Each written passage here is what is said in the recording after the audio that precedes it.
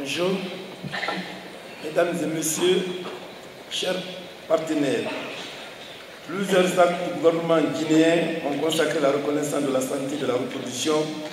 comme un droit fondamental dont tout citoyen devrait bénéficier indépendamment de ses revenus, de son statut social-économique.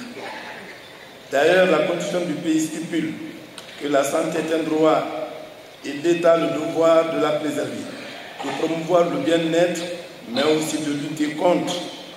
les comportements à risque susceptibles d'affecter la santé ainsi que le bien-être de chacun et de tous. C'est ainsi qu'à l'instar de la plupart des pays, la Guinée considère l'accès universel aux soins et services de SRPF de qualité comme un droit de l'homme, ce en conformité avec les résolutions et directives des institutions internationales. En conséquence, la Guinée a décidé de traduire son engagement par l'adoption de documents de politique, stratégie et de loi dans la loi 2010 portant sur la santé et la reproduction, ratifiée en juillet 2000, la feuille de route pour accélérer la réduction de la mortalité maternelle néonatale et infanto-juvénile, le plan stratégique de repositionnement de la planification familiale, la stratégie de réduction de la pauvreté, la déclaration de la politique de population, la stratégie de sécurisation des produits SR de la santé et du développement des ados-jeunes. En outre, la Guinée a adhéré aux résolutions de la CIPD, aux objectifs du millénaire pour le développement et aux initiatives africaines et sous-régionales en faveur de la santé, de la reproduction et de la planification familiale. Pour opérationnaliser les objectifs contenus dans les documents sus-indiqués, le gouvernement s'emploie en collaboration avec ses partenaires au développement à formuler, mettre en œuvre et évaluer les politiques, programmes et projets en matière de santé de la reproduction. Dans ces documents,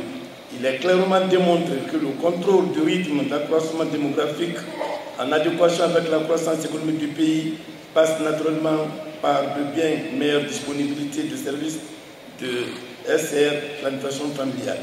C'est dans ce cadre que plusieurs interventions porteuses sont mises en œuvre actuellement dans notre pays en vue d'accélérer l'atteinte de ces objectifs, en particulier les objectifs 4 et 5 visant la réduction de la mortalité infantile et la mortalité maternelle néonatale. Certes, il est évident que le contexte de la santé de la reproduction est marqué par des mutations, mais aussi de nombreux défis à relever. Dans cette perspective, les orientations stratégiques ont été faites au niveau du pays qui traduisent l'engagement du gouvernement à améliorer la situation actuelle. Il s'agit entre autres du renforcement du repositionnement de la PF à travers l'augmentation de la contribution du budget national pour la prise en charge des coûts de produits contraceptifs, le renforcement du système de surveillance de la grossesse, de l'accouchement et l'institutionnalisation de la revue des décès maternels, le renforcement de l'intégration et de la coordination des interventions, le renforcement du développement des compétences du personnel au service de la santé de la reproduction. Enfin, le plaidoyer doit être concomitamment renforcé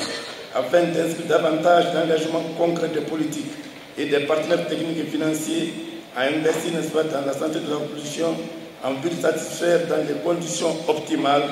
les besoins en matière de SRPF, singulièrement pour les adolescents et jeunes. Nous avons élaboré notre plan d'accélération de la PF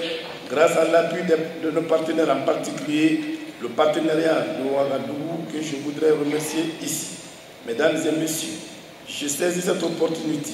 pour affirmer notre engagement, l'engagement du gouvernement et du chef de l'État à faire de la planification familiale une priorité nationale. Aussi, exprimer notre disponibilité et notre volonté d'accomplir tous les engagements pris ici dans le cadre de la mise en œuvre de ce plan d'accélération de la planification familiale. C'est dans ce cadre que l'État guinéen s'engage à couvrir les 50% des besoins en contraceptifs